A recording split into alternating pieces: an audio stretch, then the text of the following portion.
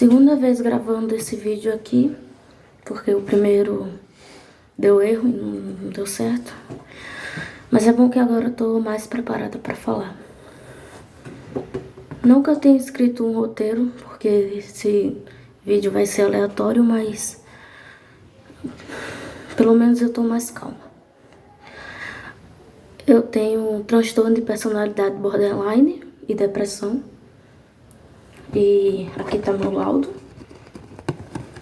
Bom, não vou mostrar tudo aqui porque tem outras escritas, né? Outras coisas. Eu tava lendo esse livro aqui, que já é a segunda vez que eu leio ele. Mentes que Amam Demais, o Jeito Borderline de Ser, de Ana Beatriz Barbosa Silva, que é essa psiquiatra aqui, que eu acho que todo mundo conhece ela. E o livro é muito bom. Eu gosto muito dela também. E lendo o livro, eu percebi que na época que eu recebi meu diagnóstico, que foi em 2021, dos 17 para os 18 anos, minha cabeça mudou muito. Também muita coisa aconteceu, porque quando a gente recebe o diagnóstico, não é a mesma coisa depois de um bom tempo tendo o transtorno de personalidade e sabendo que você tem um transtorno. Agora, com mais tempo, a gente consegue reconhecer mais algumas coisas. E eu vi no livro, né? Porque eu tinha lido ele, faz tempo que eu comprei esse livro. E quando eu li ele, eu não consegui entender. E agora que eu tô relendo ele, eu tô conseguindo entender tudo que tá escrito. Porque eu vivi e eu vivo. E agora eu sei do que se passa, do que se relata nesse livro.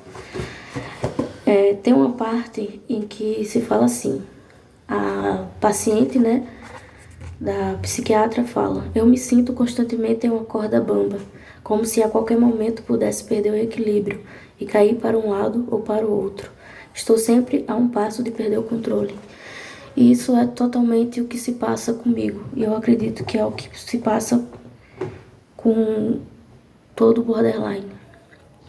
E é muito esquisito saber disso, porque ao mesmo tempo em que você se identifica, você se sente estranho, porque você parece ser uma receita de bolo, um rótulo, alguma coisa assim, que vai sempre seguir aquela receita, vai sempre seguir os mesmos ingredientes. A não aceitação, a namoros tóxicos e dependência emocional e a mudança de humor constantemente. E parece que você sempre vai seguir naquilo e sempre vai ter crises e crises e mais crises e sempre vai piorando e piorando. Então é muito estranho saber disso, porque você se identifica e fica não feliz, mas aliviado por saber que existem outras pessoas que lhe entendem por ter o mesmo transtorno, mas você também se sente estranho por parecer que você vive só naquela bolha, que tem sempre aquelas mesmas coisas e você tá ali dentro, junto com esse restante dessas pessoas. E aqui tem dizendo assim: aos 17 anos, depois do término do seu primeiro namoro na época, foi trazida pelos pais por ter tentado se matar ingerindo uma cartela de calmantes que havia conseguido com a amiga.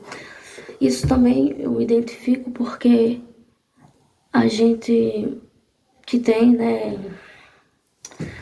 o uso desses medicamentos acaba por alguma vez ou outra, não tô dizendo que todo mundo, né, mas tendo a possibilidade de tentar se matar. E eu me vi muito nesse texto, porque foi algo que aconteceu comigo também.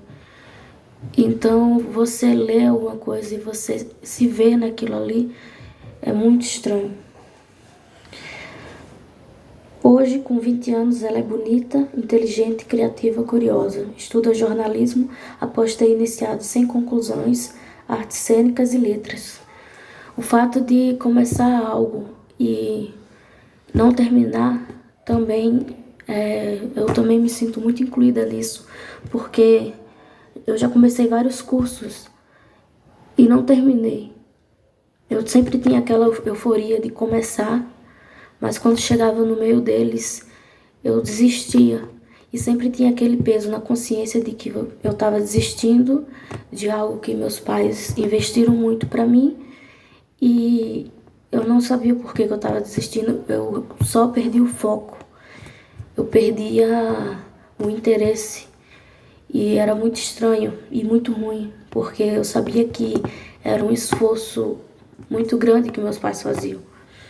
E eu não conseguia explicar, e não consigo explicar o porquê de eu perder. Eu consigo ver que é do transtorno de personalidade borderline. Só que é difícil você explicar para outra pessoa que não tem e que não sente. Porque todo mundo está sempre pronto para julgar.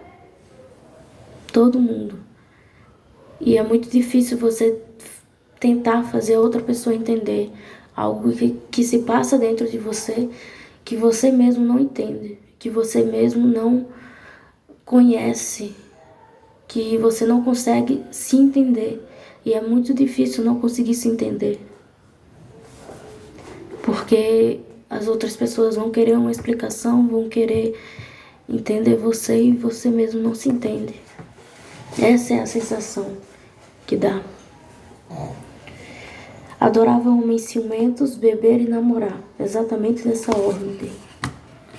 Já havia namorado vários andarilhos de trilhas alternativos e até filhos de governador. Apresentava grande facilidade de fazer novas amizades, mas nunca conseguia mantê-las por muito tempo. E isso também é verdade. Eu sempre tive a facilidade de fazer amizades, só que nunca consegui ter uma conexão real a ponto de confiar e a ponto de manter essa amizade pro resto da minha vida. E isso sempre me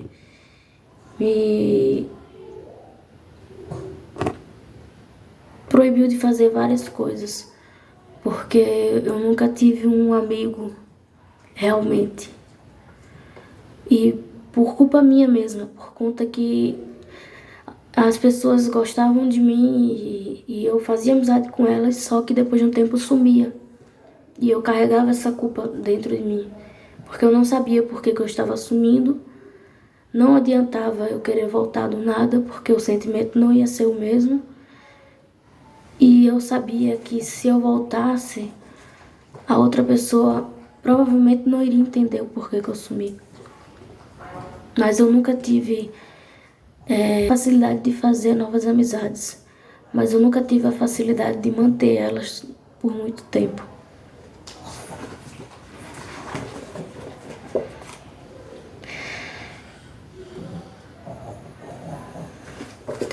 Eu acho que é isso. Eu só precisava desabafar. Precisava falar um pouco do que eu achei, que eu li numa parte do livro, porque ainda falta muito ainda para eu terminar, porque eu tô lendo com calma, né, para entender. E eu acho que é isso. Eu acho que quando eu ler outra parte que me chama muita atenção, eu volto aqui para falar mais um pouco.